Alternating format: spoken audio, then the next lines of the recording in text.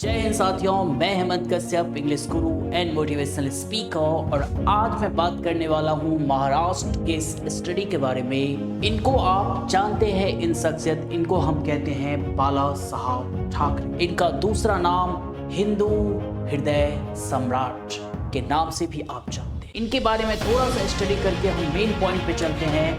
इनका जो बाला साहब ठाकरे को 23 जनवरी 1926 को इनका जन्म हुआ और 17 नवंबर 2012 को ये दुनिया से को अलविदा कह गए। इनका पॉलिटिकल करियर की बात करूं तो 1966 से 1998 तक चला। दोस्त, इनके अगर मैं पर्सनालिटी की बात करूं तो ये आप देख रहे हैं इंदिरा गांधी और ये है बाला साहब ठाकरे। इनका बोलने का स्टाइल, इनका बात करने का स्टाइल, इनका जो किसी भी पोस्ट पे रहे बिना स्वैग ही अलग था। कि भारत के एकमात्र नेता थे, इनसे चाहे नेता हो या अभिनेता माइकल जैक्सन हो या दुनिया के रिचेस्ट पर्सन क्यों न हो, वो इनके दरवाजे पे जरूर जाते थे इनसे मिलने के लिए। इनका रुतबा, इनका रॉयल्टी बेमिसाल कह सकते हैं, सुपर कह सकते हैं। अब मैं आता हूँ ये उनके पुत्र उद्धव ठाकरे। इनके बारे में अगर मैं बात करूं, ये 27 जुलाई 1960 और 2002 को Thackeray started his political career.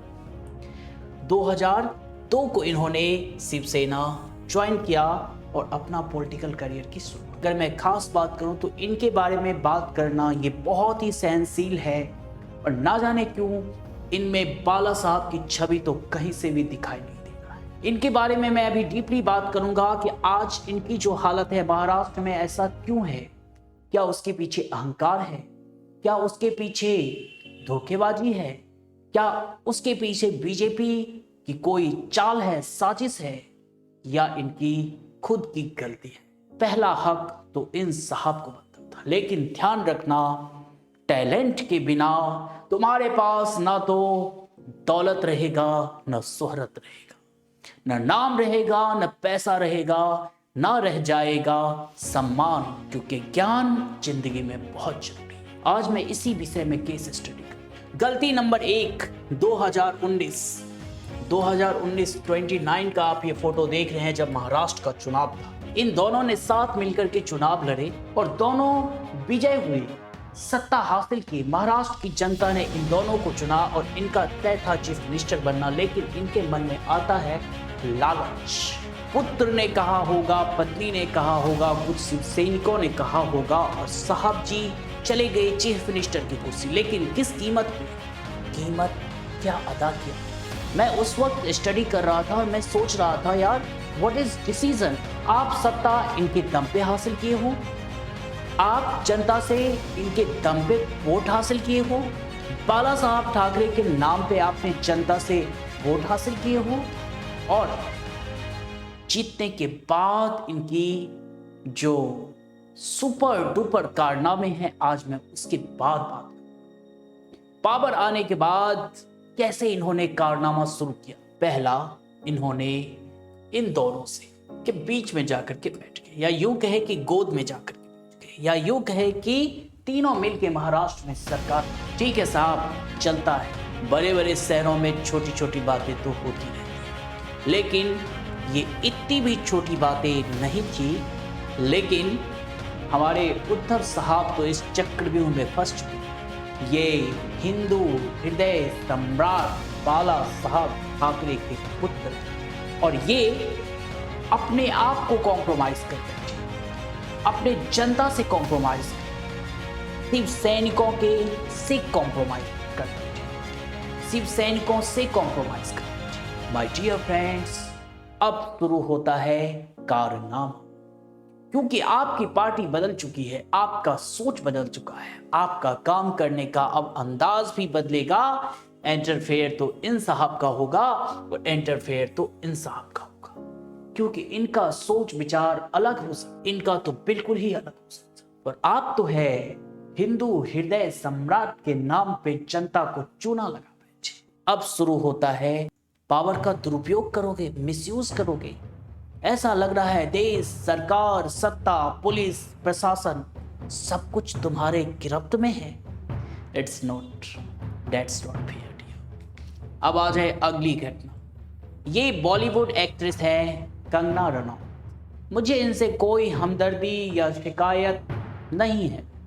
अच्छा डांस करती है, अच्छा एक्टिंग करती है ना, तो मैं इनका कोई मूवी देखता। मैंने उस वक्त सिर्फ इतना जाना मेरे दोस्त, किसी एक्ट्रेस ने, कोई भी चाहे एक्ट्रेस हो, कंगना हो, दीपिका हो, जो भी हो, ये बहुत मुसीबत से, बहुत मुश्किल से मुंबई जैसे शहर में अपने आप को एस्टेब्लिश किया था। आप देख रहे हैं बीएमसी का बुलडोजर।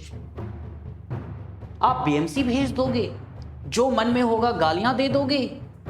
जैसा सर इनका मैंने सुना था कंगना जी का कि उद्धव, ये मैंने बहुत मुश्किल से अपना घर बनाया, आज मेरा घर टूटा है, कल तेरा अहंकार। मैंने सुना था इस बेचारे रोते हुए देखा था। अरे सर वो एक्ट्रेस है, वो नाचती है, गाती है, क्या करती है, पैसे कहाँ से कमाया, किस तरह से कमाया, कितने मेहनत किया होगा उन्होंने जिंदगी में, डजंट मैटर। लेकिन तुमने उसके अहंकार ही नहीं, उससे अगर लड़ नहीं सकते तो घर तोड़ दोगे, ऑफिस तोड़ दोगे, बुलडोजर लगवा दोगे। योगी आदित्यनाथ बनने की कोशिश कर रहे हो। पहले परखो तुम राजा हो, राजा होता क्या है, उसका बॉडी लैंग्वेज। अरे मोदी को तो लाखों गालियां पड़ी होगी, कभी किसी को उन्होंने गोली नहीं चलवा दिया। लगता है तुम्हारी दौलत नई नई है, ये तुम्हारा लहजा बदल, किसी के घर पे बुलडोजर चल। नेक्स्ट, अब आता है इनका असली चेहरा। सारे पापों कर्मों का फल। आपने ये भी सुना होगा उस टाइम में कि इतने करोड़ रुपए वसूली किया जाएगा जनता से। इसका भी ऑडियो वायरल हुआ था उद्धव सरकार में। तुमने तो कांग्रेस और एनसीपी के साथ बना लिया, आपको भुगतना भी पड़ेगा। बड़े वायरल हुए थे वो न्यूज। कैसे जनता को चूना लगाते हो? अरे हिंदुस्तान के राजनेता, आपसे इतनी सी गुजारिश है, हमें टैक्स देने में कोई प्रॉब्लम नहीं, हम तो हर चीज़ पे साफ टैक्स देते हैं। मोबाइल हो, रिमोट हो, टीवी हो, फ्रिज हो, सब्जी हो, कपड़े हो, हर चीज़ पे आपको टैक्स देते हैं।